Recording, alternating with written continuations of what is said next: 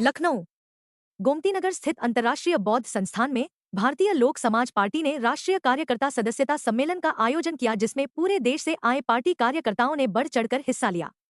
Party कार्यकर्ताओं को संबोधित करते हुए राष्ट्रीय अध्यक्ष कल्पना बौद्ध ने कहा कि बाबा साहेब के सपनों का भारत बनाने और संविधान की रक्षा करने के लिए अब दलितों को आगे आना ही होगा। समतामूलक समाज के निर्माण का जो सपना मान्यवर कांशीराम जी ने देखा था, वो सपना पूरा करने के लिए भारतीय लोक समाज पार्टी सदस्यता सम्मेलन के बाद उत्तर प्रदेश में होने वाले 2027 के विधानसभा चुनावों हेतु कमर कस चुकी है। कार्यकर्ताओं का आह्वान करते हुए उन्होंने कहा कि ईवीएम मशीन को साध कर भाजपा कब तक राज करेगी और समाजवादी पार्टी तथा कांग्रेस अपने एयर कंडीशन दफ्तरों से बाहर नहीं निकलेंगी। सीएम योगी पर तंज कसते हुए कहा कि बुलडोजर की देखो मार, बाप बेटा दोनों बेरोजगार। पुरानी पेंशन खत्म करने से पिता बेरोजगार हो गया और बेटे के पास नौकरी है ही नहीं। हमारे नौजवानों को अग्निवीर बनाकर 4 सालों में रिटायर किया जा रहा है। बेटी बचाओ का नारा देने वाले सरेआम बहु बेटियों की इज्जत से खिलवाड़ कर रहे हैं। बेलगाम पुलिस किसी की सुन नहीं रही और सबसे ज्यादा उत्पीड़न दलितों का हो रहा है। पीडीए समेत पूरे विपक्ष को घेरते हुए कल्पना बौद्ध ने कहा कि यह समय हमारी राजनीतिक चेतना को जगाने का है, क्योंकि जिस चेहरे पर हमारे समाज ने भरोसा किया था उसका टूट चुका है। अब अगर सत्ता में भागीदारी सुनिश्चित करनी है तो भारतीय लोक समाज पार्टी के हाथों को मजबूत करना होगा। नौजवानों को रोजगार, महिलाओं को सम्मान, किसानों को पूरा दाम, फ्री शिक्षा और चिकित्सा, पुरानी पेंशन बहाली, बेरोजगारी भत्ता जैसे उद्देश्य लेकर हम सब जनता के बीच जाएं और उन्हें विश्वास दिलाएं कि केवल भारतीय लोक समाज पार्टी ही उत्तर प्रदेश में आम आदमी की आवाज बन सकती है। राष्ट्रीय कार्यकर्ता सदस्यता सम्मेलन में राष्ट्रीय महासचिव संतोष कुमार, राष्ट्रीय संयोजक सत्यनारायण, राष्ट्रीय महामंत्री बख्शी सिंह, राष्ट्रीय प्रभारी भारत व्यास, राष्ट्रीय प्रवक्ता हरिप्रसाद, राष्ट्रीय विधिक सलाहकार अब्दुल सिद्दीकी, प्रदेश सचिव ख्वाजा अजीजुर रहमान ने भी कार्यकर्ताओं को संबोधित कर जोश भरने का काम किया।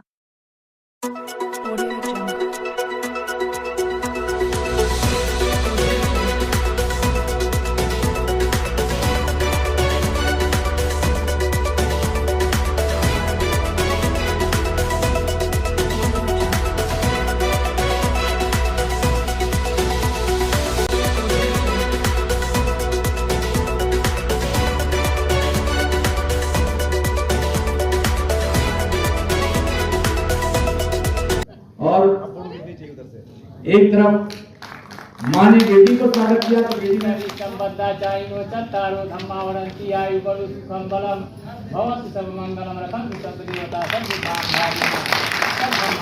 इसे कहते हैं आशीर्वाद। लेकिन इतने सुंदर तरीके से आशीर्वाद देते हुए, मंत्रोच्चारण के साथ आशीर्वाद देते हैं बहन कल्पना जी को। कल्पना जी, आज भारतीय लोक समाज पार्टी ने यहाँ बौद्ध संस्थान में राष्ट्रीय कार्यकर्ता सदस्यता सम्मेलन रखा है। कहाँ से लोग आए हैं, किनको किनको नियुक्ति पत्र दिए गए? सभी सम्मानित मीडिया बंधुओं को हमारा नमस्कार है।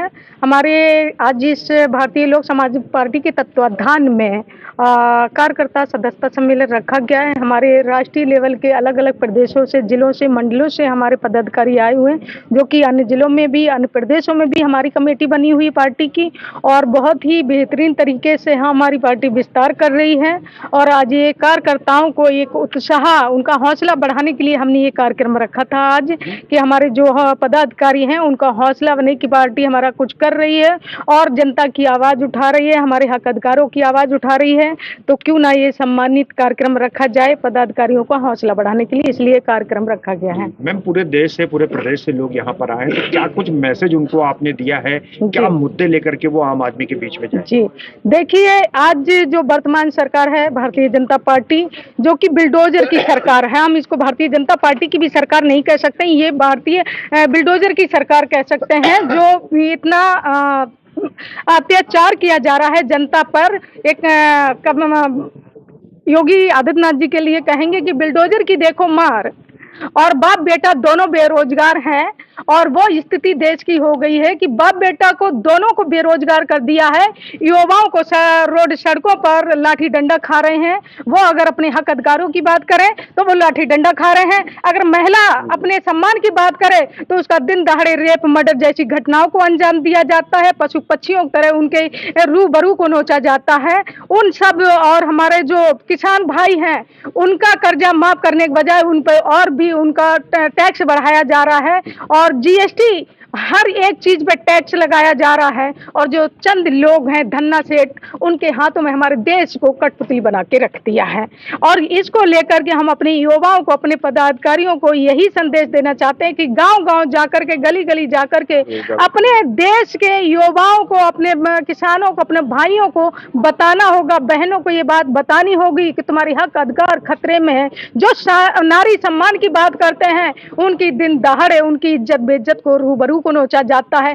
किसान की बात करते हैं, वो फांसी लगा रहे हैं, उनका कर्जा माफ नहीं किया जा रहा है। और जो प्राइवेट सेक्टर हैं, जो बच्चे तैयारियां कर रहे हैं, नौकरी की तैयारियां कर रहे हैं, हजारों लाखों करोड़ों रुपए लगा करके वो डिग्रियां ले रहे हैं, वो रोड सड़कों पे अपने हक अधिकारों के लिए आवाज उठा रहे हैं, लेकिन उन पे लाठियां बरसाई जा रही हैं। ये स्थिति देश की हो गई है कि जो सम्मान की बात करने वाले हैं वो हिंदू मुस्लिम करने में लगे हैं, वो मंदिर के, मस्जिद के नीचे वो मंदिर ढूंढने में लगे हैं। देश का जो भाईचारा था, एकता था, उसको खंडित करने का काम ये भारतीय जनता पार्टी कर रही है, जो कि ऐसे नेता को एक संवैधानिक पद पर बैठने का कोई अधिकार नहीं है, जो देश की शांति व्यवस्था को भंग करे और देश की अखंडता को खत्म करने का जो काम करे, वो देश के पद पे, देश के सर्वोच्च पद पे बैठने के पद के लायक नहीं है। वो इंसान नहीं, वो कायर है। जो हमारे देश की सरकारें हैं वो हमारे देश के युवाओं के साथ खिलवाड़ कर रही हैं। हमारे देश की जो सरकारें हैं वो हमारे देश की बहन बेटियों के साथ, देश के युवाओं के साथ एक बदतर से बदतर हालात पैदा कर दिए हैं और उनकी ऐसा हालात कर दिए हैं कि कहने में भी शर्म आती है कि इससे तो जानवर अच्छे हैं जो कि वो सम्मान का जीवन जीते हैं, क्योंकि वो गाड़ियों में घूम सकते हैं, लेकिन एक दलित समाज के व्यक्ति की उससे भी बदतर जिंदगी कर दी है।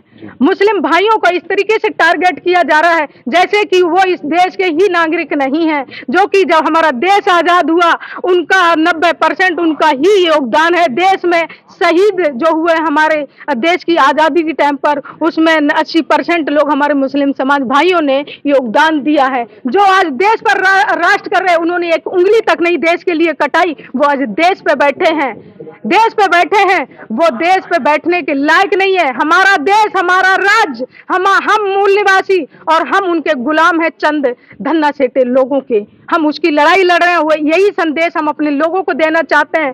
तुम्हें आगे आना होगा, समता मूलक समाज का, अपने भारत का निर्माण करना होगा। जो आए बाहर से ये देश में बैठे हमारे जो शासन सत्ता में, इनको सत्ता से बाहर करना होगा, अपने हक अधिकारों को बचाना होगा, और नहीं तो नंबर सबका आएगा बारी बारी और आ रहा है। इसी तरीके से एक एक करके सभी काटे जाएंगे, पीटे जाएंगे। अब एक ही रास्ता है भारतीय लोक समाज पार्टी, जिसमें आकर के कदम से कदम मिला करके हम सब लोगों को, पार्टी को मजबूत करना होगा और हमें संगठित होकर के अपने हक अधिकारों के लिए और ये तानाशाही सरकार से लड़ना होगा। और जिस तरीके से आज विपक्ष मुंह बंद करे बैठा है, वो क्योंकि वो भी घोटाला किए बैठे हैं, इतना सारा घोटाला करे बैठे हैं कि उनको खुद ही नहीं वो बोलने की स्थिति में, क्योंकि डरा धमका करके ईवीएम की बल पर जो भारतीय जनता पार्टी ये चुनाव जीतती है, वो कब तक जीतेगी। अब हम चैलेंज करते हैं इस बात का कि हम गांव गांव, शहर शहर, गली गली जाएंगे। अपने जो नौजवान भाई हैं, हमारे किसान भाई हैं, हमारे मुस्लिम भाई हैं, हमारी जो महिलाएं बेटियां हैं जिनके हक अधिकारों को खाया जा रहा है, हम सबको जगाने का काम करेंगे। उनको रोड सड़कों पर ला करके इनके विरोध में खड़ा करेंगे, अपने हक अधिकारों को छीनने का काम करेंगे। हम अपने हक अधिकार मांग रहे हैं, भीख नहीं मांग रहे हैं, क्योंकि हमारे हक अधिकारों को खा रहे हैं, उनको हमें पुनः वापस लेना है। जी मैम, बहुत जल्दी ही उत्तर प्रदेश में विधानसभा के चुनाव भी होने हैं, 2 साल से कम का समय बचा है।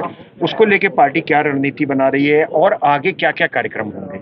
आगे देखिए, आज आप भी संबोधित करेंगे अपने कार्यकर्ताओं को कि 27 में जो चुनाव है विधानसभा के उत्तर प्रदेश में, उसको लेकर के एक रणनीति बनाई जाए और जिले में कमेटी का गठन किया जाए। कमेटी का गठन होने के बाद में हम जून से 2 महीने का टाइम दे रहे हैं अपने कार्यकर्ताओं को, पदाधिकारियों की, आप अपने जिले में प्रदेश लेवल पे कमेटी को मजबूत करें।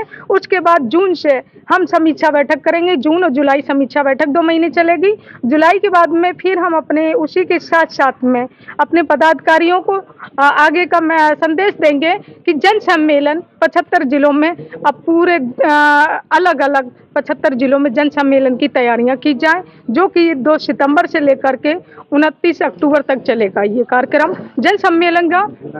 26 नवंबर का कार्यक्रम रहेगा। पूरे प्रदेश से जो हमारी ये सिस्टम चल रहा है कार्यकारिणी का गठन का, तो ये कार्यक्रम हमारा 26 नवंबर को होगा। संविधान दिवस के दिन हम करेंगे, वो भी लखनऊ में ही करेंगे और अपने पूरे प्रदेश और राष्ट्रीय लेवल के कार्यकर्ताओं के साथ में अगली जो 27 की तैयारियां हैं उसमें हम अपने प्रत्याशियों को नियुक्त करेंगे।